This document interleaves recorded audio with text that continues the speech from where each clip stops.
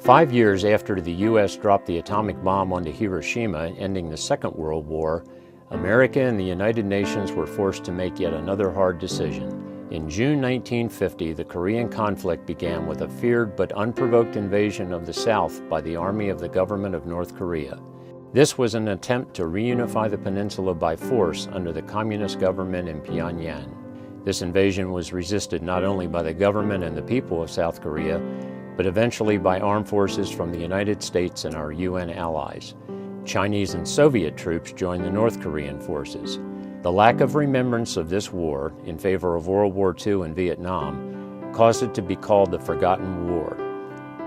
You are about to watch and hear the memories of veterans from Haywood County, North Carolina, so their courage and patriotism may be honored. In the case of the Korean War, the political objective is to prevent a communist takeover of South Korea. As the war progressed into 1951, some people thought the political objective should be the establishment of a democratic and reunified Korea. Every soldier that's put into combat fights just as hard as he can to win, because winning to him is simply surviving. If things had been just the slightest bit different, I wouldn't be here today. The South Korea was attacked, and they were our allies. We had to be there, as far as I was concerned. Folks that you knew perished because of where they were and why they were there. If they hadn't been there, they would have been back home in some small town or some city or out on some farm, going along merrily with their life, and would probably still be alive today. You know, what kind of life he would have had if he would have lived. In that 2.5 to 3 years, there were 34,000 GIs killed in 2.5 years. And nobody knew anything about it.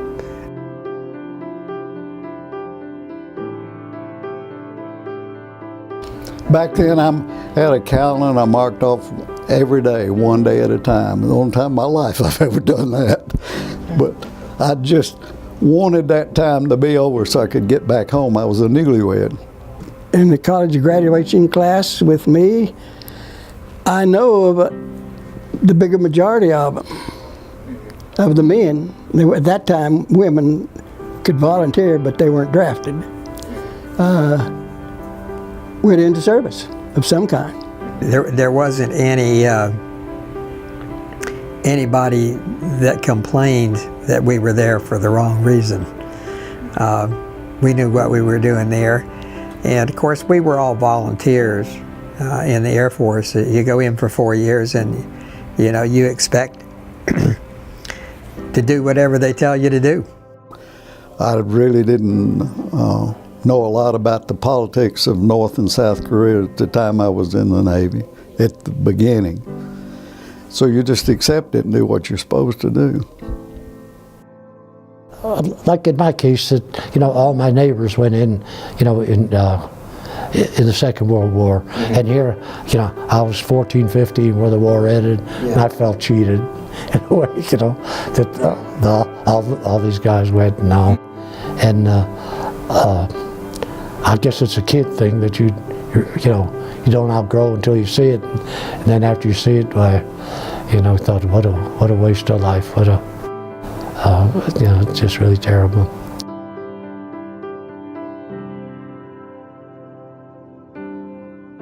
So the Korean War guys, Marine Corps and the Army, for 2 years and some months were engaged in combat. There wasn't really any downtime in Korea. And combat is combat. When you're engaged with an enemy, gunfire, artillery, mortars, tanks, rockets, machine gun and rifle fire, men are dying. This one fellow that I knew the first time he was going to combat, he heard all this artillery. He said, "What in the hell is going on up there?" And He said, well, it's just artillery bombs. And I said, another day at the office. Well, it's the trouble. If they kill them, they kill you.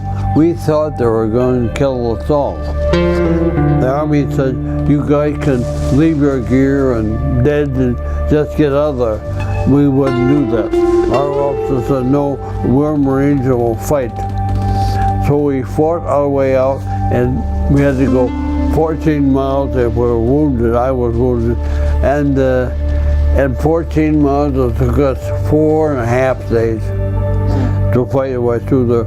I was on a stretcher all the time. You have battles for various pieces of real estate. There was nothing. I didn't know what they were fighting about that particular piece for. They wanted to get the Chinese out of there. And so we were watching the troops as they would move into the Chinese lines, would put out air panels, red panels, just lay them on the ground. And we were on a mountain right behind them. We could see how far up they were, and the American planes would fly over and drop napalm and bombs and strafe the Chinese troops on the other side of the red panels. It was sort of like watching a football game. So we weren't engaged in anything. We were just sitting there watching them. And all of a sudden, somebody noticed us, and they started dropping mortar shells in, and the mortar shell fell right directly behind me. It just blew me right off the side of the mountain. I got hit with 35 pieces of shrapnel, one of which went all the way through me.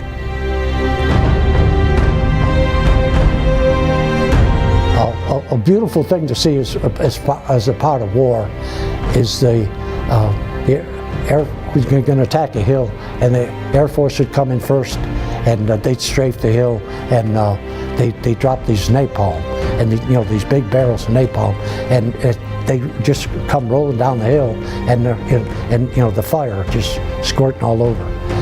Napalm is a sort of jellied gasoline, which is dropped in what look like bombs, but are not bombs. They're actually canisters filled with this jellied gasoline. And when it explodes on impact, the jellied gasoline spreads all over the targeted area. And in that targeted area, whether there are structures or enemy soldiers or buildings or equipment, that jellied gasoline will not only burn, but it sticks as well. It has a kind of an adhesive effect. And napalm was a devastatingly effective aerial weapon used against entrenched North Korean and Chinese forces. I don't want to mention the times that they shoot at the wrong hill. You learn a lesson cussing when they get their numbers mixed up and bomb the wrong hill.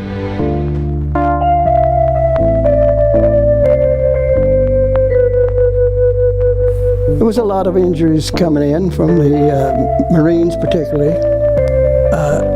but it was just broken bones or injuries of shots. Sometimes it was fairly gruesome, sometimes it was not. You just didn't let it bother you, or I didn't let it bother me. I'll put it that way. Everybody had a GQ station, General Quarters station, and we had to train for that. We only lost one man the whole time I was on there, though, as far as enemy fire. Our captain took us too close in Wonsan Harbor and went up a river, and didn't realize that the Koreans had tunnels back in the mountain. They'd bring the guns out of the tunnel, and they fired on us. That's when they cut down on us, and we left an anchor in there. He dropped anchor, and we left it and got hit once. We lost one man. But other than that, he got us out of there. Because the way I look at a thing like that is, you're there, make the best of it. That's still my philosophy.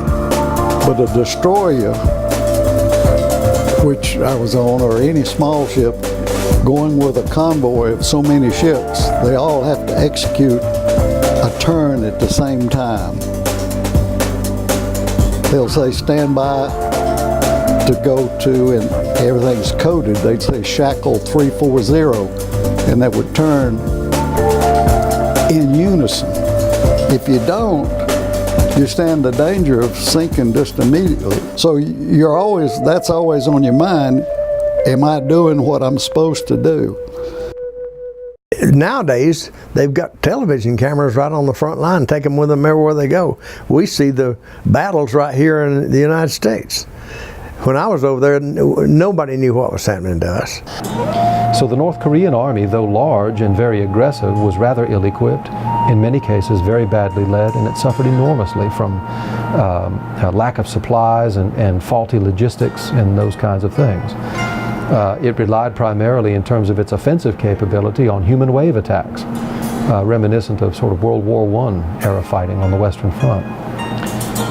And that army was not only driven out of South Korea, but pushed all the way back to the borders of China by the end of 1950. And it's at that moment, in the fall and winter of 1950, that United Nations forces encounter the second enemy, and that is the army of the People's Republic of China. This army numbered in the millions. This army was very highly disciplined, but it was available to Chinese commanders in almost unlimited numbers, and as a consequence could suffer casualties which no Allied army could afford to suffer. I was a machine gunner, and we had Chinese dead all around us. The ground was hard. You couldn't dig in the ground at all. So we had the barricade with dead bodies. We decided that we were going to get all be killed anyway. We didn't care. We were just going to kill as many Chinese as we could. We killed hundreds of them. Each can of ammo, 250 rounds. I don't know how many cans we used up. I said, if I get over this hill, I got it made. Like the last words I said, because I was hit by a mortar. As the guys were shot at, they'd take off in the ditch on both sides. Everybody was hiding but me. When they got to a small airstrip they had made, they unloaded everybody and they took me and threw me in a pile of dead guys. And they were stiff, arms and legs, had to break them. They were lined up. I yelled, "I'm not dead." And some guy came and got me out there and poured me a can of pineapple juice on my face. I love pineapple juice ever since. By the time the Chinese Communist forces intervened and began to push Allied forces out of North Korea, this is the end of November, beginning of December 1950, temperatures were already in single digits Fahrenheit. For U.S. Marines, for example, and U.S. Army soldiers retreating from what used to be called the Chosin Reservoir, in that great retreat back to the coast, by the time that retreat was over, temperatures had plummeted into the -20s Fahrenheit and -30s Fahrenheit, such that wounded soldiers and wounded Marines, if they fell, would literally freeze to death. One time we had to go to the other coast to get fuel oil, and it came in 55-gallon drums, and it happened to be one of the coldest days on record. It was below zero, and we had to load those fuel drums on a 6x6 and take them back to our site over on the other side. It was terrible cold, very, very cold. I had my feet and my hands got frozen. It was so cold if you took a morphine cigarette, they used those for wounded people, and there was no way to carry them. So the corpsmen carried them in the mouth and to keep them warm. And you get about 4 in the mouth. And my friend turned his head with 4 in his mouth, and he got shot right through the teeth. Knocked his top teeth all out, didn't kill him, but knocked his teeth out. But the morphine he had in his mouth almost killed him. The morphine is bad. Now if you dropped it from standing position to the ground, it would explode itself like a stone. That's how cold it was. It was terrible cold.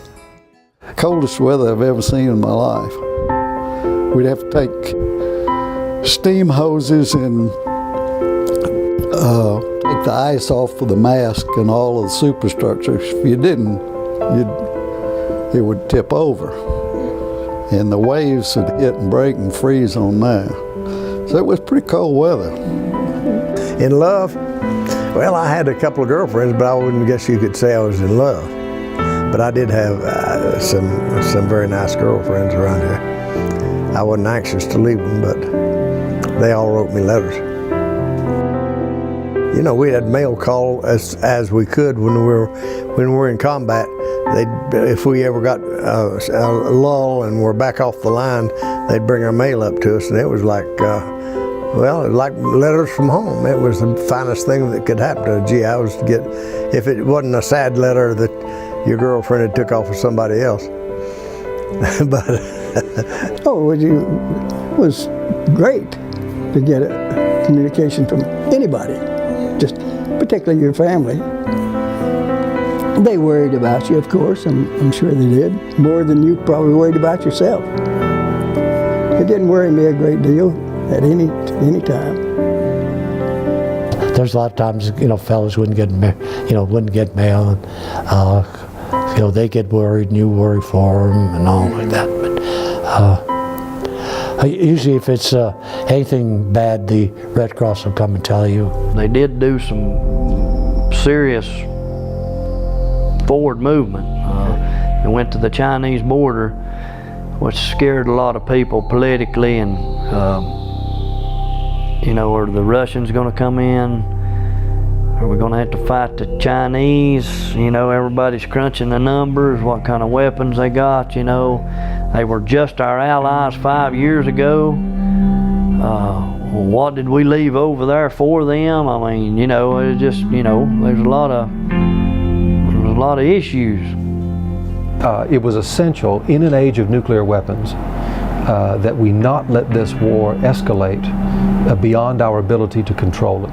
Total war would have meant taking complete country over, then securing it. And that meant the border between North Korea and China. Truman understood that that would spread the war in a way that could not be contained. And he understood that that might well bring us into a war with the Soviet Union. An outcome which would have been catastrophic at a global level, given the existence of nuclear weapons at that time. And would the Chinese went for that? I don't know. Would the Russians come in to help them and use nuclear weapons? I have no idea. I just know that somebody said, whoa, whoa.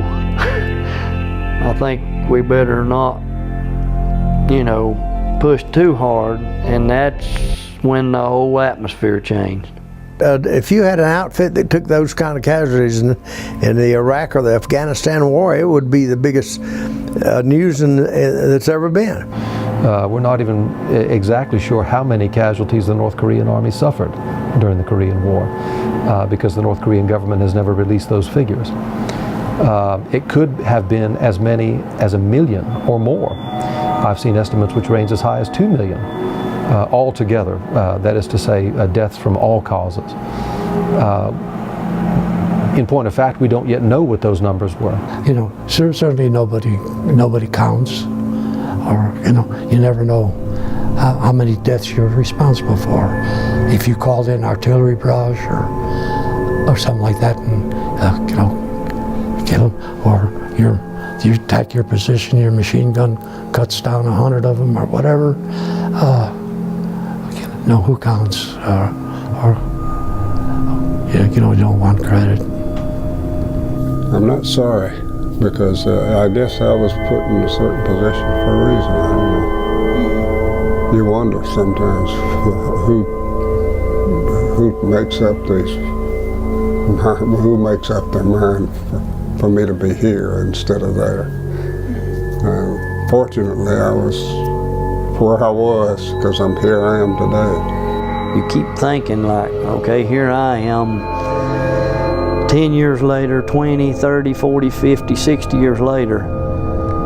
What have I done with my life? Have I lived a good life? Have I made it worthwhile? You know, what if Johnny would have made it? Would he have been a better man? Would he have become the mayor of a city? Would he have become a congressman or a senator or a doctor or a pastor? What kind of effect would he have had? He's gone. I remain. What have I done? And those of us from the Korean War and World War II are dead and gone. We're dying. 5 years from now, I'll probably be dead. I'm 82 years old. And so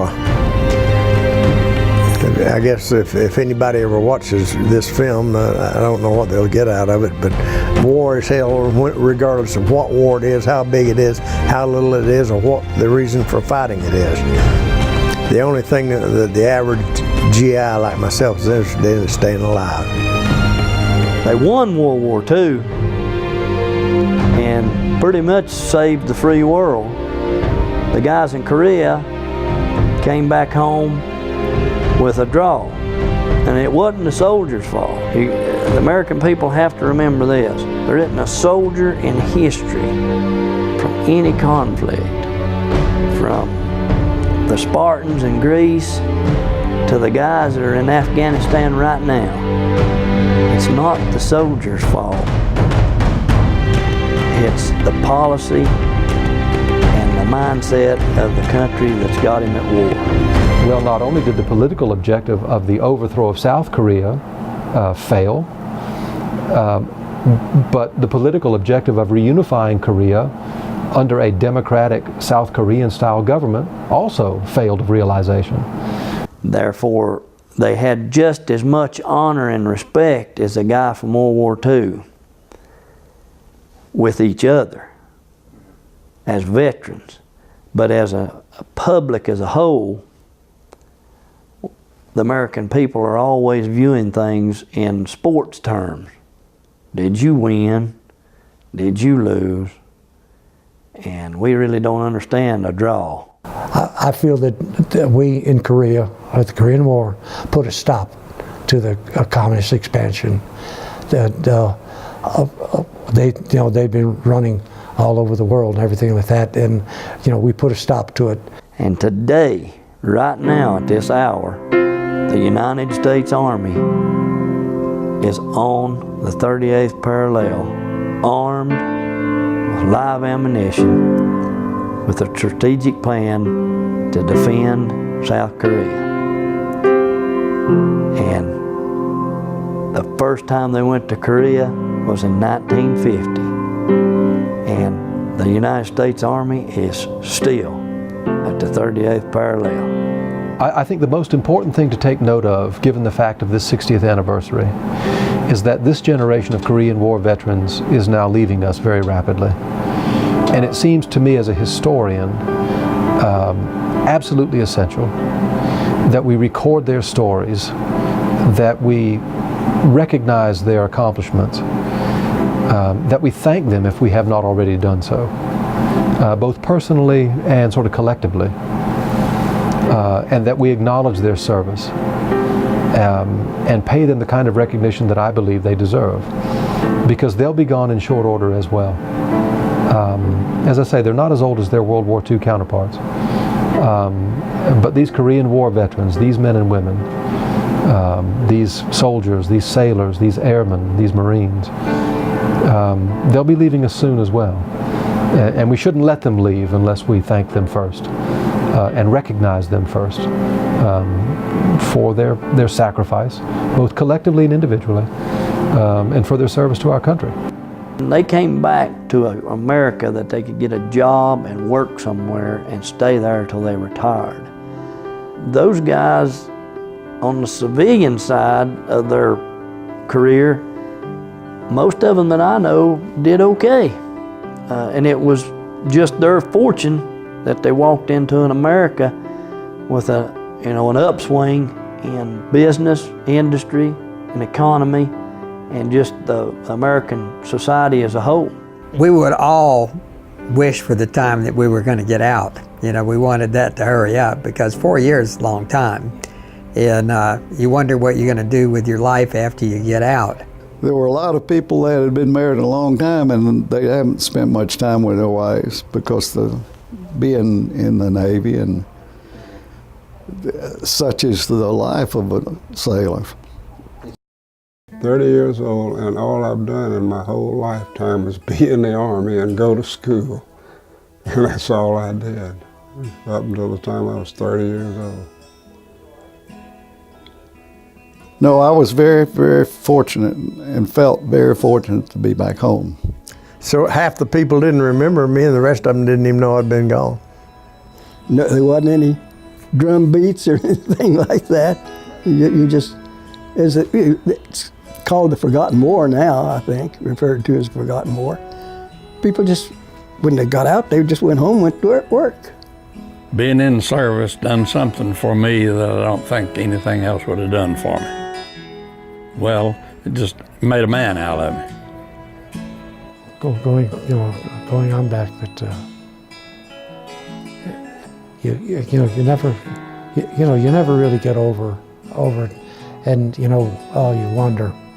And so many times I ask, why me? You think of why me. You think of all the bad things you've done, the trouble you've been in, and all like that. And so surely, there's a lot of better guys than you got killed. Even though the war doesn't end in spectacular fashion, even though it does not end in a spectacular victory, even though it ends in a way which in many ways is unsatisfactory, it nevertheless gives us a democratic and materially prosperous South Korea. We have now in North Korea a phenomenon which is not supposed to exist, and that is to say, an hereditary communist dictatorship.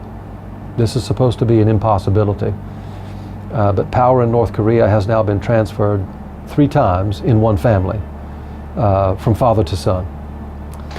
Whether that will continue a 4th time, I simply have no way of knowing. But this is also a government which is, by all accounts, extraordinarily unpredictable. And it is evidently a government which possesses nuclear weapons. Given the fact of its totalitarian nature, given the fact of its possession of nuclear weapons, and given the fact of its very unpredictable quality,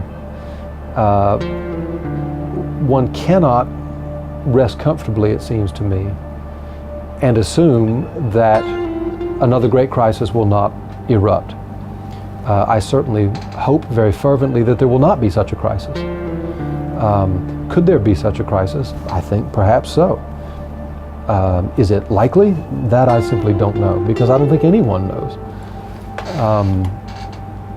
But the relations between North and South Korea, and between North Korea and all other regional powers, China, Japan, Russia, the United States, we're a regional power in that part of the Pacific.